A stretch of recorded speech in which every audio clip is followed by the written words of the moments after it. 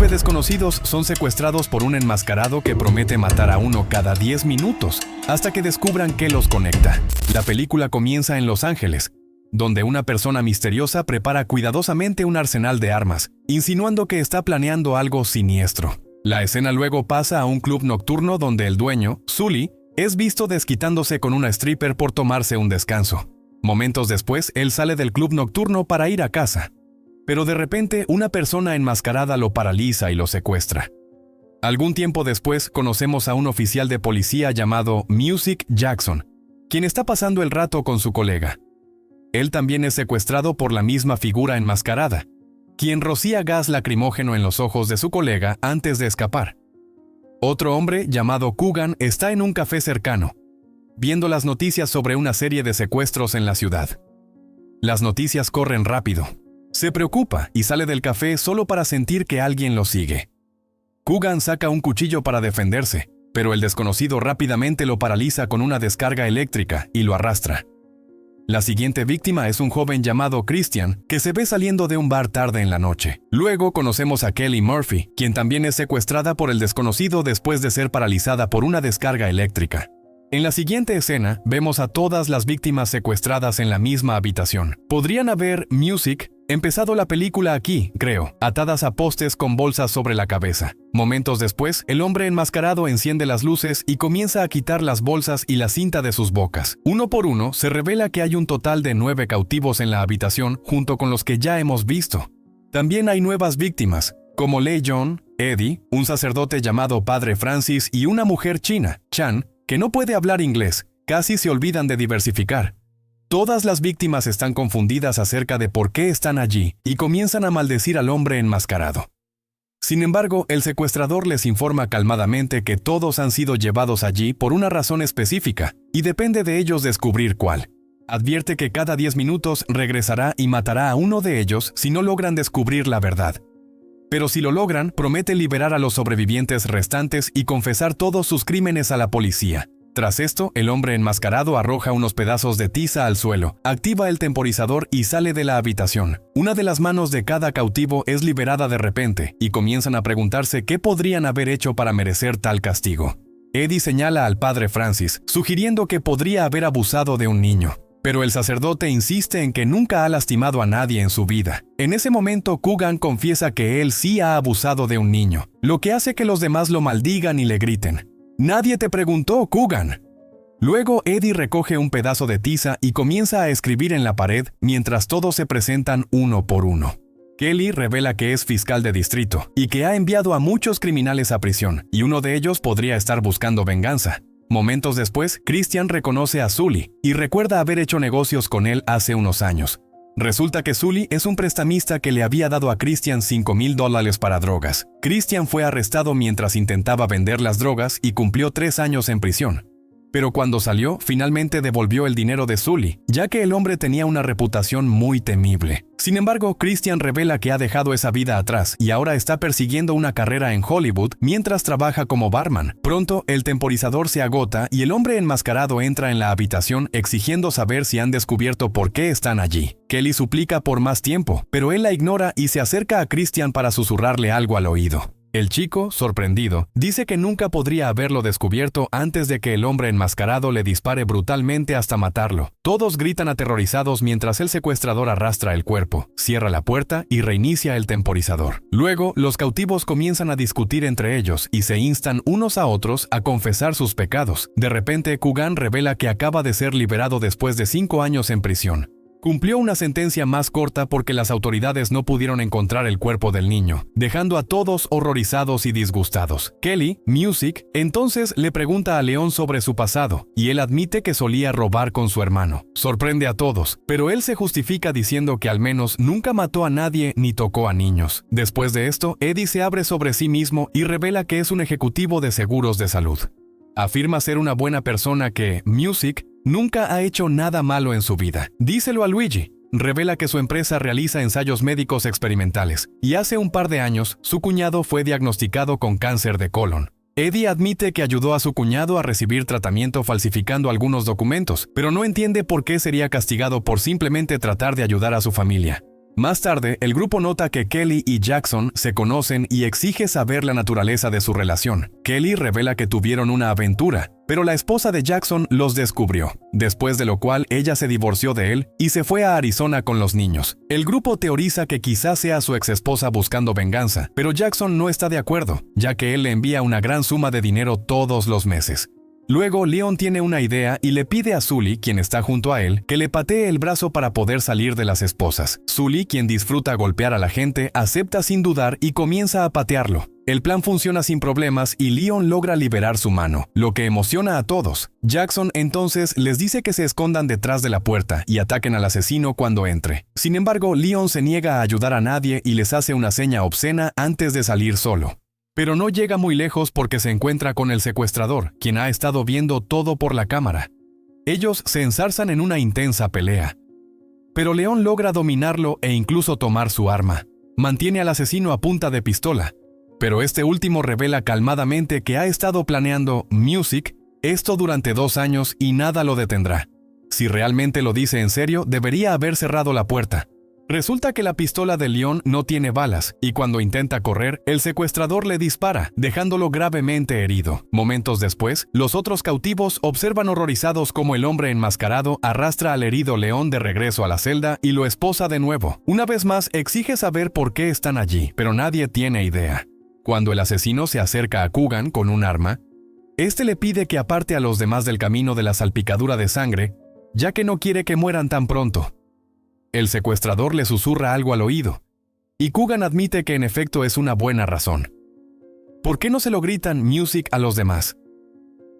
Luego intenta estrangular al hombre enmascarado, pero este fácilmente lo domina y le dispara en el corazón, mientras arrastra el cuerpo sin vida de Coogan fuera de la habitación. Advierte a Leon que será la próxima víctima. Music. Momentos después, el temporizador se reinicia una vez más y la ansiedad del grupo aumenta, ya que aún no tienen idea de por qué están allí. Un repentino rayo de esperanza aparece cuando Chan reconoce a Kelly y comienza a hablar en mandarín.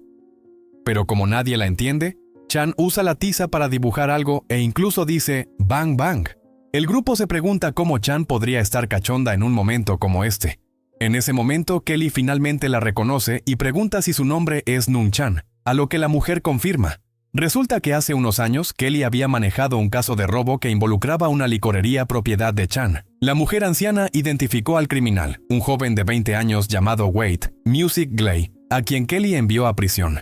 Sin embargo, todavía no pueden conectar todo, ya que lo único que tienen es el robo y el nombre. Con solo 2 minutos restantes, Leon decide confesar y admite que mintió cuando dijo que no había matado a nadie. Resulta que mató a su propio hermano después de una traición en los negocios y vendió todas sus armas después. Un Leon arrepentido ahora suplica perdón, y el Music sacerdote le dice: "El que busca el perdón lo encontrará". Sangrando por su herida, Leon recuerda lo que dijo el secuestrador sobre haber planeado esto durante 2 Music años. Esto le da un poco de esperanza al grupo y tratan de recordar qué estaban haciendo en ese momento. Momentos después, la puerta se abre y cuando el asesino se da cuenta de que aún no tienen una respuesta, le dispara a Leon y se lo lleva. En medio del caos y la confusión, el padre Francis de repente revela que sabe por qué están allí, pero no puede decirlo. Es porque lo escuchó en confesión, y su relación con Dios es más importante para él que su propia vida. Sully intenta convencerlo, y Kelly incluso amenaza con matarlo, pero el padre Francis aún se niega a decir algo. Eddie sugiere que quizá tengan que averiguarlo sin el sacerdote, Music, y pide a todos que revelen sus secretos más oscuros. El grupo comienza a revelar cosas horribles que han hecho, pero el padre Francis deja claro que van en la dirección equivocada. Da pistas y revela que Wade Gley no estuvo involucrado en el robo. Kelly afirma que eso no es cierto, ya que Chan fue testigo presencial y también tenían pruebas sólidas. Sin embargo, Eddie sospecha que alguien en la habitación confesó al sacerdote y asume que fue Christian. Está justo ahí en el nombre, ¿ves? El sacerdote lo confirma y en un giro impactante descubren que Christian fue quien robó la tienda para pagar su deuda con Sully. Esto enfurece a Sully, quien considera ridículo que tenga que morir Music, solo porque le prestó $5,000 a un muchacho. Cuando los 10 minutos terminan, el asesino aparece, y Sully empieza a gritar sobre ser castigado por un asunto tan insignificante. Él desafía al asesino a dispararle. pero el hombre lo ignora y se gira hacia Eddie en su lugar. Pero justo cuando aprieta el gatillo, el padre Francis de repente protege a Eddie y recibe el disparo en su lugar. Mientras el asesino arrastra el cuerpo del sacerdote, Kelly intenta razonar con él e incluso lo llama por el nombre Wade. El hombre se detiene y revela que no es Wade antes de salir de la habitación. Cuando el temporizador se reinicia, Jackson sugiere que el hombre podría ser alguien cercano a Wade, como un amigo o un familiar. Pero Kelly responde que no había nadie presente en el juicio, y ella no recuerda a nadie de todos modos, ya que fue hace mucho tiempo. Sin embargo, resulta que Wade fue a prisión hace 5 años, lo cual a Jackson le parece extraño porque el asesino ha estado planeando esto por solo 2 años. En ese momento, Sally tiene una revelación y recuerda cómo Christian afirmó que no tenía nada cuando fue liberado de prisión, pero sería imposible que hubiera mencionado el robo de la licorería sin un arma. Recuerda que LeJohn dijo que vendió las armas después de matar a su hermano y sospecha que fue él quien le vendió el arma a Christian. Eso explica por qué el resto están en la celda, pero aún no pueden descubrir cómo Coogan, Eddie y Jackson están conectados a esto. Pronto, el temporizador termina de nuevo y el asesino entra en la habitación. Él le entrega a Chan un papel con escritura en mandarín, y ella finalmente comprende la razón detrás de todo. La aterrorizada mujer cae de rodillas, llorando y disculpándose desesperadamente, pero el hombre no le muestra misericordia y la mata brutalmente a tiros. Esto aterra a Kelly, quien suplica al asesino que la libere, diciendo que tiene un hijo que necesita a su madre. Sin embargo, el asesino pregunta cuándo fue la última vez que pasó tiempo con su hijo, quien en su mayoría es cuidado por una niñera. Le dice que no use a su hijo como excusa, y luego se gira abruptamente hacia Jackson, diciendo que esto también debería enfurecerlo a él. Después de que el asesino se va, un confundido Jackson pregunta qué demonios significa eso, y resulta que él es realmente el padre del hijo de Kelly. Él se enfurece al saber que ella ocultó tal información. Incluso la llama una mujer egoísta e inmoral que probablemente está ocultando algo grande. Kelly duda y dice que estaría tan buena como muerta si esa información saliera a la luz, pero finalmente acepta decir la verdad. Ella admite que en aquel entonces Wade fue detenido no muy lejos de la licorería y coincidía con la descripción de Chan. Sin embargo, no tenía ninguna prueba sólida y realmente necesitaba una victoria después de perder caso tras caso. Era la abogada con peor desempeño en ese momento y nadie solía tomarla en serio. Así que, para mantener su trabajo, decidió incriminar a Wade. Y resulta que Chan había arrancado algunos cabellos de Christian durante el forcejeo. Kelly entonces robó algunos cabellos del peine de Wade, después de lo cual decidió usar a su amante, Jackson. Se coló en la sala de evidencias gracias al acceso de él y cambió la muestra de cabello. Esto significa que Jackson, sin saberlo, la ayudó a falsificar pruebas que hicieron que el pobre chico fuera a prisión. Al escuchar esto, todos están disgustados por sus acciones, pero Kelly dice que esto nunca puede salir a la luz, ya que ella iría a prisión y perdería su trabajo y a su hijo. El grupo comienza a teorizar que el asesino debe ser el padre de Wade, quien busca venganza por su hijo. Empiezan a especular sobre qué le ocurrió a Wade después de ir a prisión y asumen que debió encontrarse con Coogan, quien también fue condenado hace 5 años. Pero con el temporizador avanzando rápidamente, aún no pueden averiguar la conexión de Eddie con toda la historia. Momentos después, el asesino entra en la habitación, y cuando no logran dar una respuesta completa, mata despiadadamente a Sully. Después de que el hombre se va, solo quedan Kelly, Jackson y Eddie, y están extremadamente ansiosos y aterrorizados. Eddie entonces recuerda cómo, antes de morir, Coogan le pidió al asesino que no salpicara su sangre sobre nadie, temiendo que pudiera causar sus muertes. Eddie entonces teoriza que Coogan debía tener SIDA y quizás conoció a Wade en prisión, donde lo agredió y lo infectó. Los otros dos descartan esta teoría como una tontería, pero Eddie explica que su empresa estaba realizando ensayos de terapia de medicamentos para prolongar la vida de pacientes con SIDA alrededor del tiempo en que Wade salió de prisión. Parte del trabajo de Eddie consistía en rechazar candidatos, music, y según la política de la empresa, solía rechazar a personas con antecedentes criminales, edad incorrecta, seguro inadecuado o fondos insuficientes. Eddie admite que quizá fue él quien rechazó la solicitud de Wade debido a sus antecedentes penales. Esta es la razón por la que el padre de Wade comenzó a planear venganza hace 2 años, ya que ese fue Music el momento en que su hijo murió. Momentos después, el asesino entra una vez más en la habitación y pregunta si han descubierto la verdad. Eddie Music procede a contarle todo lo que han deducido, después de lo cual el hombre se quita la máscara. Él revela que su hijo era un chico muy valiente y que cada persona en la habitación podría haber evitado su muerte. El anciano les dice que recuerden lo que hicieron y las consecuencias de sus acciones por el resto de sus vidas. Luego, el anciano le entrega a Kelly la llave para liberarse a sí misma y a los demás, diciendo que la policía está en camino. Pero después de quitarse las esposas, Kelly de repente lo ataca y le roba el arma. Ella revela que si la verdad sale a la luz, su vida se arruinará y no puede permitir que eso suceda. Ella le dispara al anciano. Luego, inmediatamente dispara contra Eddie y Jackson, provocando sus muertes. Sin embargo, se revela que el anciano sigue con vida gracias a su chaleco antibalas.